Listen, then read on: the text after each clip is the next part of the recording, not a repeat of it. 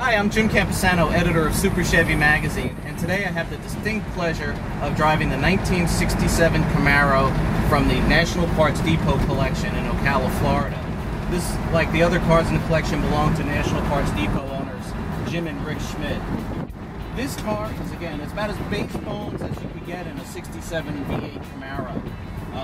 There are no gauge. You have a 120 mile an hour speedometer and a fuel gauge. That's it. AM radio. No air conditioning. It's got power steering, but manual brakes, drums all the way around. The other big option in this car is the Power Glide with the floor shifter. You know, you forget how far we've come with cars. The top of the door is still steel. There's a little vinyl insert in the middle. The days when, you know, they had banished all metal from the interiors of cars hadn't come yet. I'll tell you how good this car actually is. You know, it had been sitting in the collection. I pumped the gas once, turned the key, and it was running instantly. I mean, it's just amazing. It held a nice idle. Choke kickdown worked perfectly.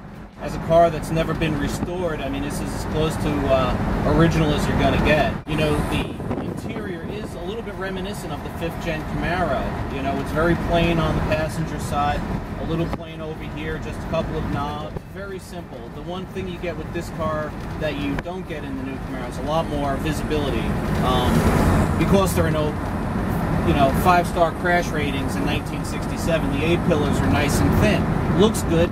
Might not work as well in a rollover, but we'll try not to roll this car over today. Speaking of rolling over, the other fun part of this car is the bias ply tires. You know, we forget when you drive radials all day long and 17, 18-inch tires on even the cheapest daily drivers anymore.